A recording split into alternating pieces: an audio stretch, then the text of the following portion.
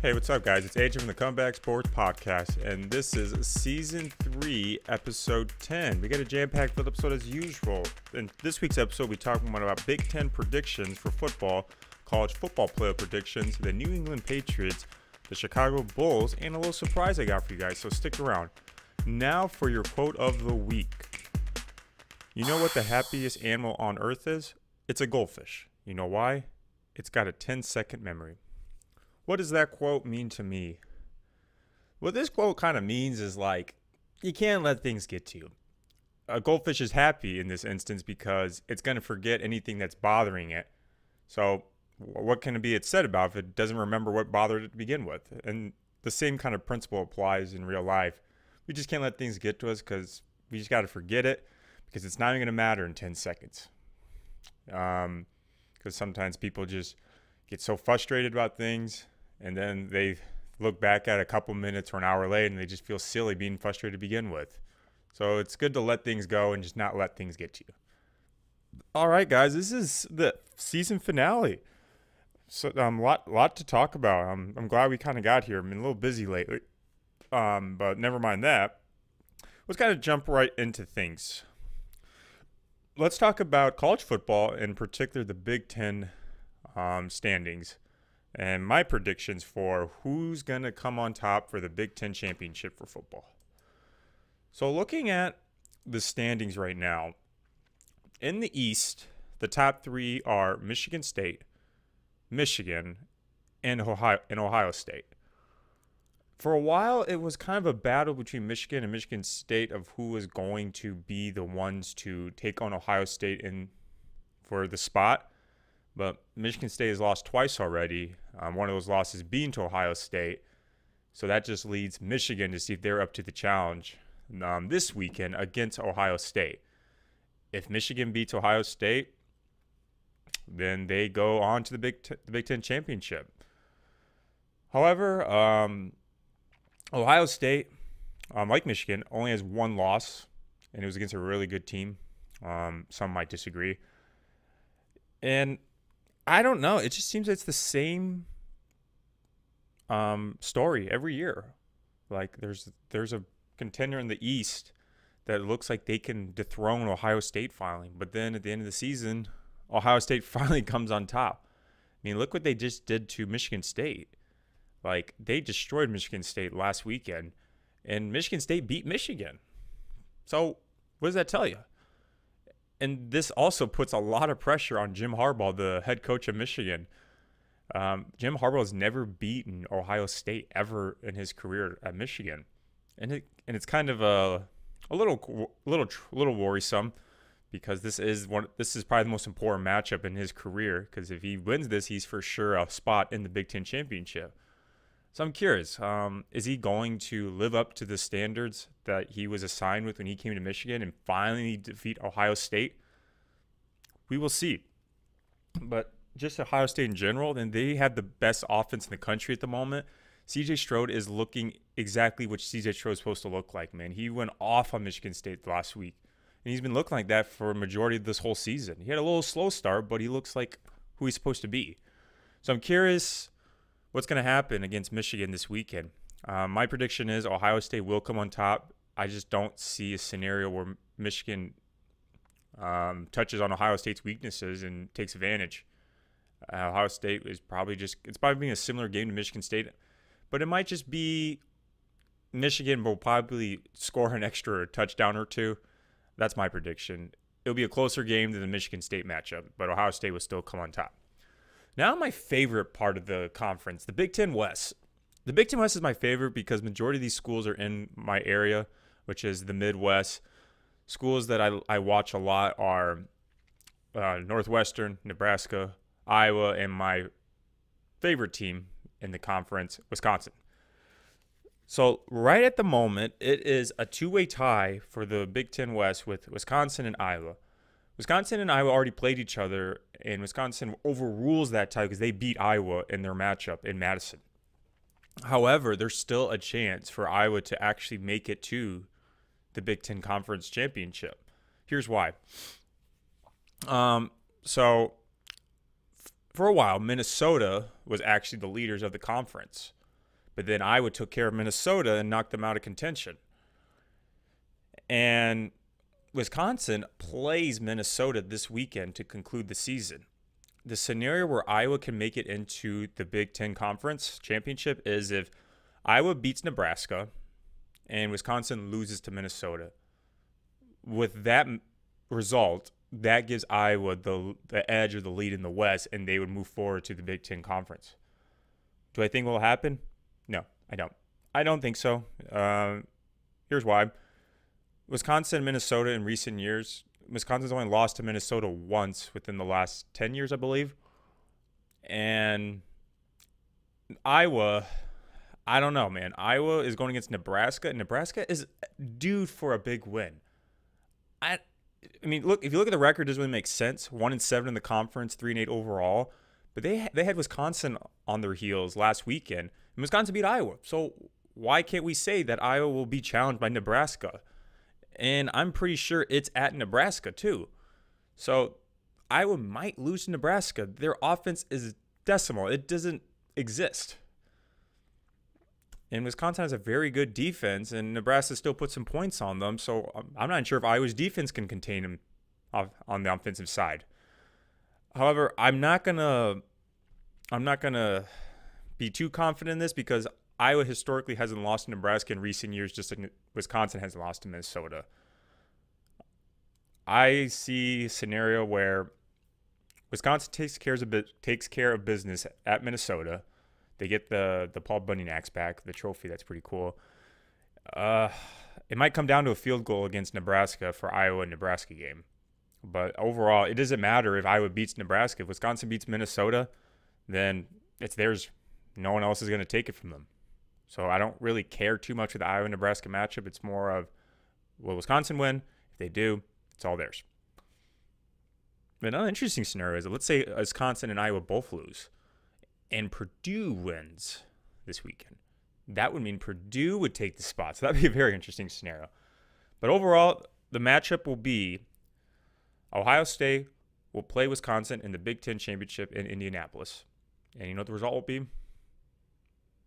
It's going to be Ohio State beating Wisconsin for like the 5th time in a row since I started watching them play in college.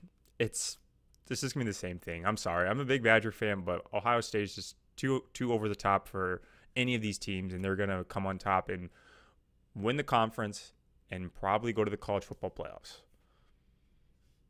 Let's transition over to the actual playoffs.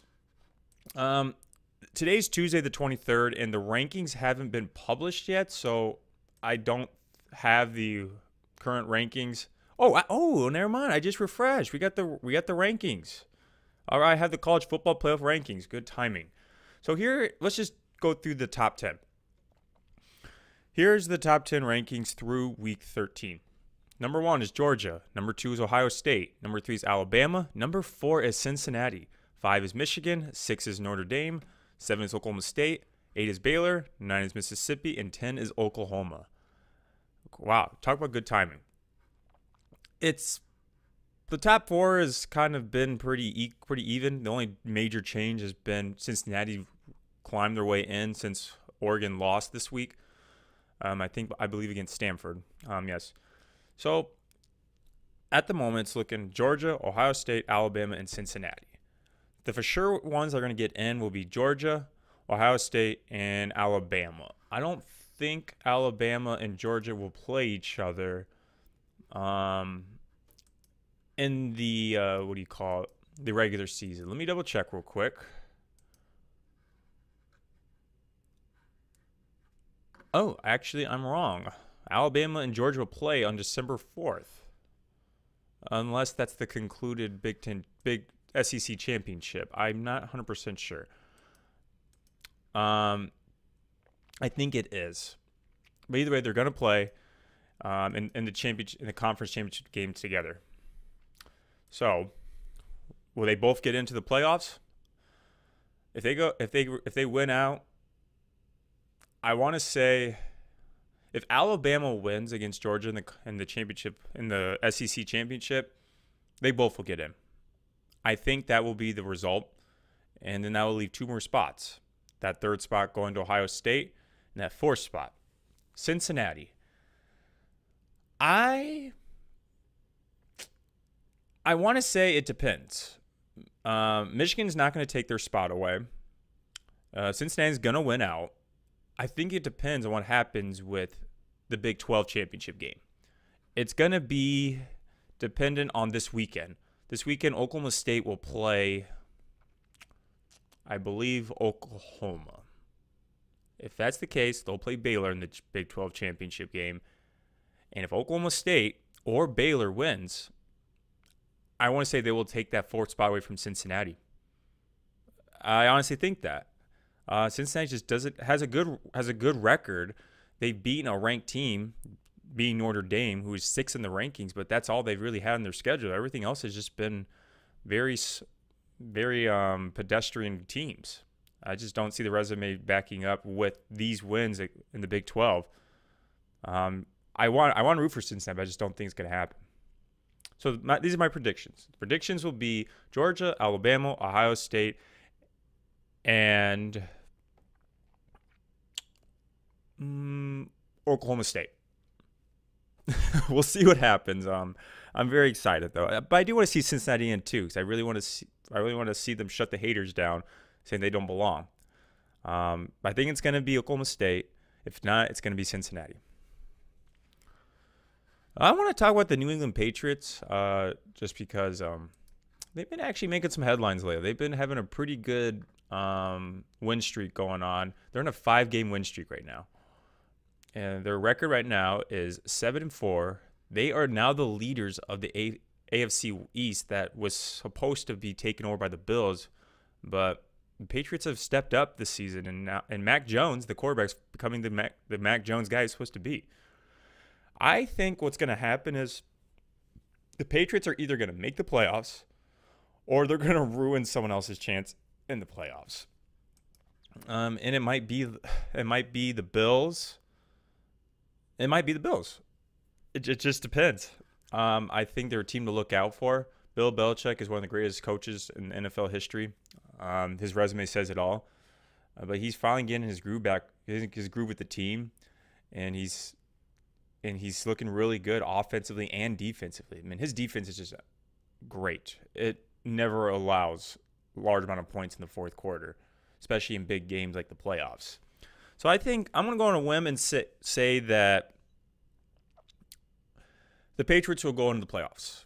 I think they're going to lose one of the 2 games against the Bills. The Bills are pretty good, but I think the Patriots will get a win on them. However, if the Patriots beat the Bills both times this season, I think the Bills might lose their spot in the playoffs. But I think what we're seeing so far, the Patriots could get in as well.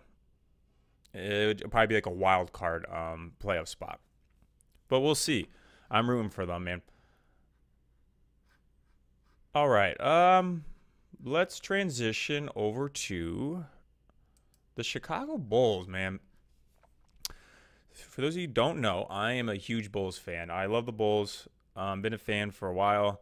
And being after years of just disappointing seasons, it's finally good to see a team that's so exciting to watch, like offensively and defensively.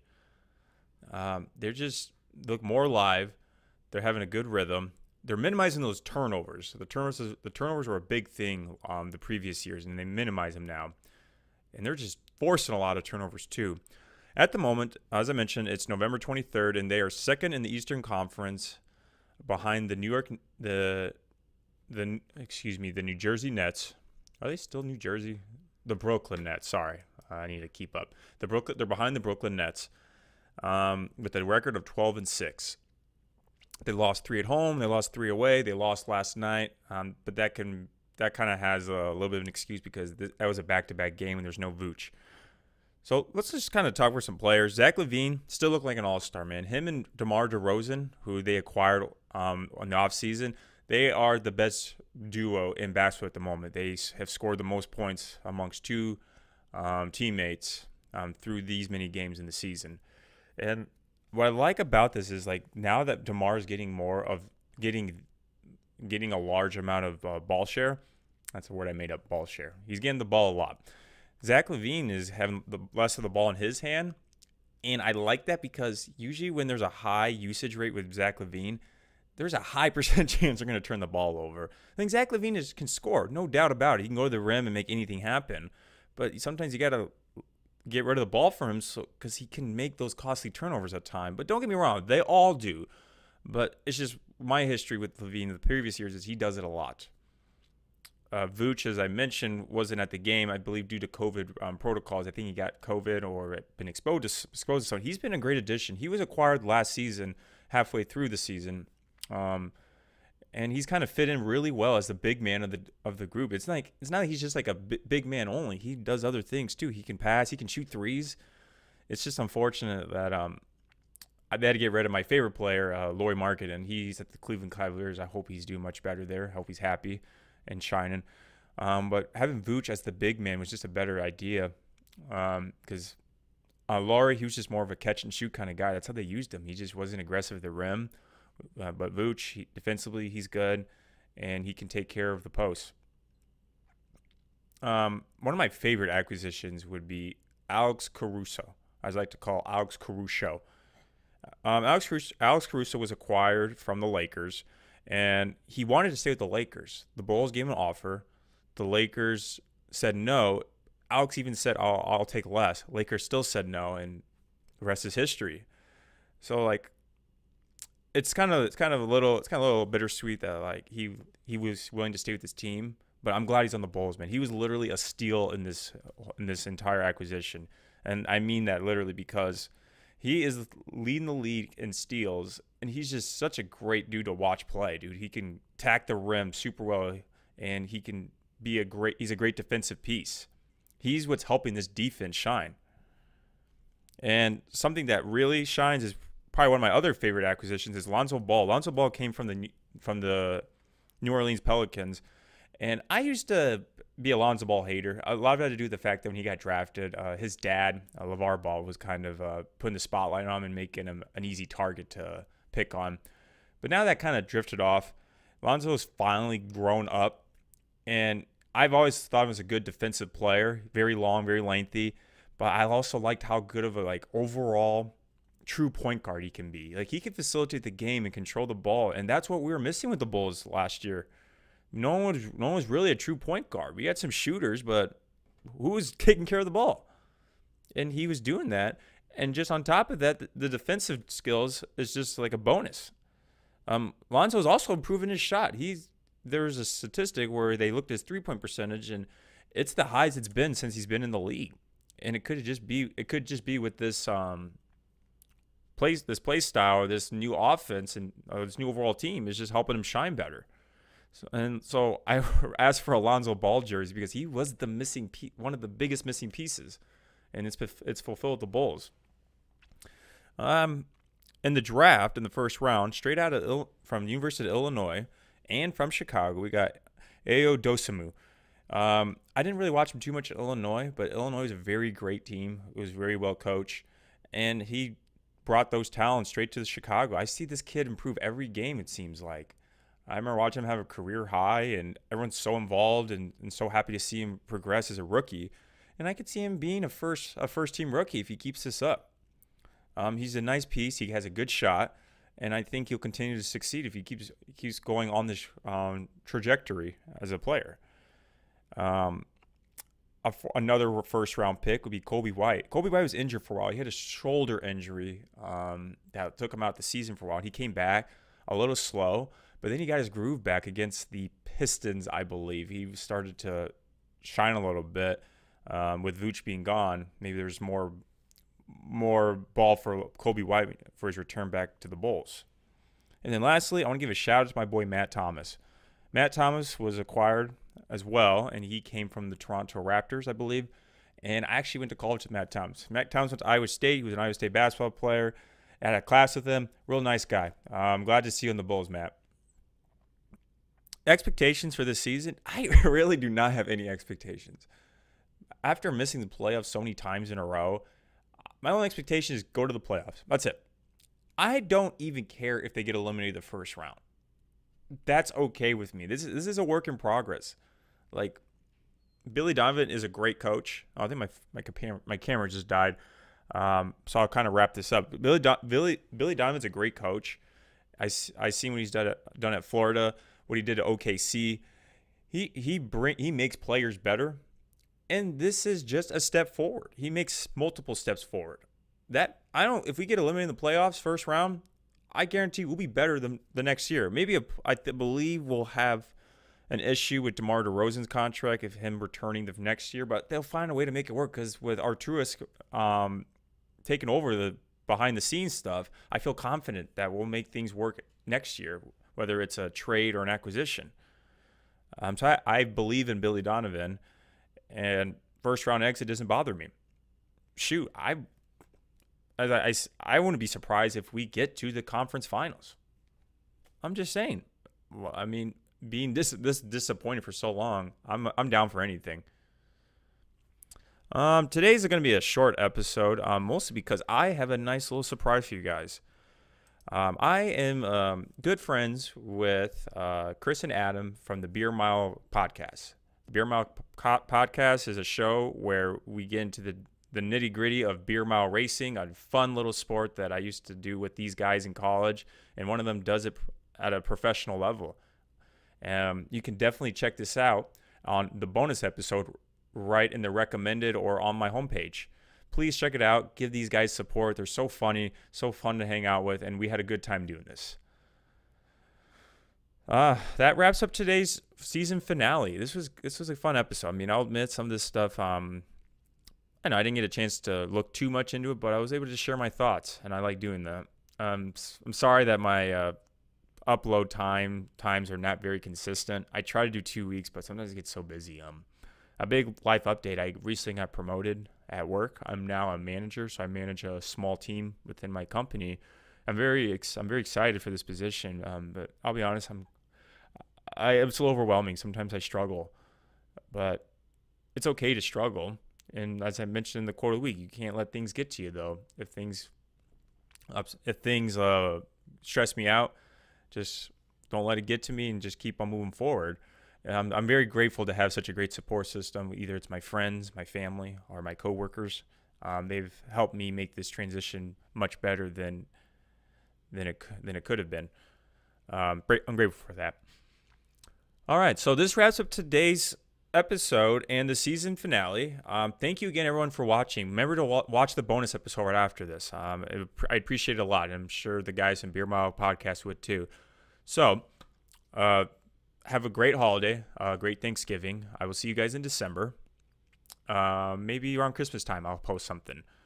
So remember to like, subscribe, and share this video with a friend. Every little bit helps. I will see you guys in the next season. Take care.